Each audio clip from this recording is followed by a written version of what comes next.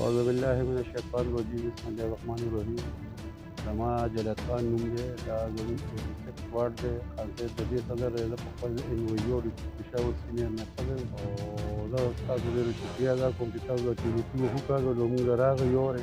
تاسو موږ څه پوښتنه کوو موږ دا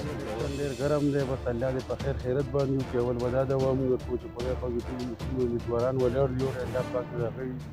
جولې کې خیر واچوي. او پرون هم دلته بس یو واقع داسې راغلی ده لکه ملکالانه حمله ارینګه یو خبره ته هغه کوي اورې نو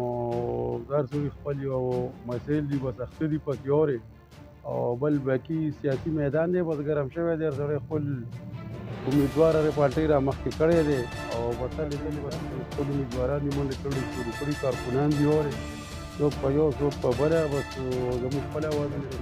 ډاکټر نوید زموږ د پي کې بهس امیدوار دی. موږ هغه سره بالکل موږ د مکمل جاني مالي سپورټ ارینګه منډه تړله دلته پروګرامونه جمهوریت او ارینګه منډه تړله چې موږ په خپله شروع کړې سیمه چې موږ په خپله منډه تړله شروع کړې ده. هرې پارټۍ هر امیدوار ما ته ګوره خپل کارکونان دي خپلې منډې تړلې ویلې ځلې هغه یې تېر الیکشن او د الیکشن کې لږ فرق په دې دی ما ته وګوره چې هلته خامخا پي ټي وه د هغې به لږ عوام نو کارکنان مارکنان د هغه یم و دې پیره انشاءالله دا تبدیلي چې د LP ډېره الګوله شروع ده او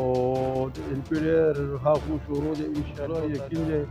چې په KPK کې به نېشنل پارټۍ مکمل سیټونه او مکمل امیدواران به د عوامي نېشنل پارټۍ راځي او په KPK کې به د عوامي نېشنل پارټۍ حکومت راځي انشاءالله تعالی. او زموږ پکې به هسې سیټ اوس نه موږ ډاکټر نوید دا مبارکي ورکړې ده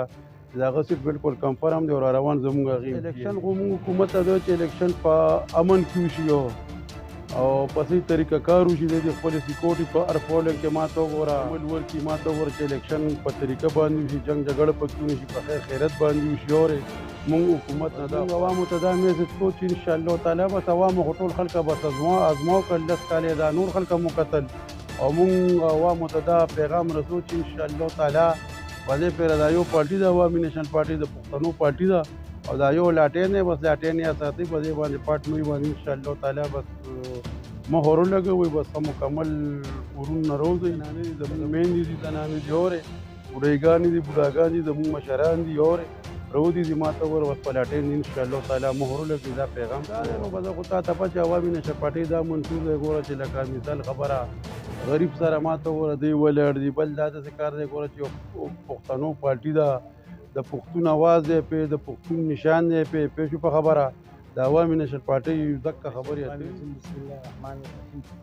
زموږ عبدالوهاب نامه تعلق نېشنل پارټۍ سره تاسو تېر الیکشن کې هم دندیانې وکړې انشاءالله د دې روان موږ حکومت د پاس کو چې تدبیر موجود پکې ونشي او امن سره پارټۍ دا منشور ده چې موږ امن غواړو په دې ملک باندې او موږ وایو چې امن سره الیکشن وشي او د دې ختمه شي. زموږ پارټۍ ټول عمر غریبو خلکو سره ښه کړي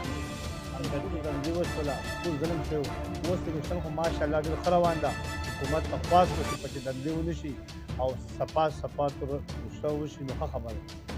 شر فساد پکې ونشي. پلار په نیکه زما نیکه نېشنل پارټۍ کې پلار په نیکه موږ نېشنل پارټۍ کې را روان یو دا میسج ورکوم چې ښه په طریقه ښه په وسیله زموږ نېشنل پارټۍ ته ووټ ورکړي. خویندو ته مو وایو انشاءالله چې زموږ حکومت راشي مخکې مو کارونه کړي بیا مو کارونه کوو د عوامو خدمتدار یو غریب سړي لپاره هر رقم همدردي کوو.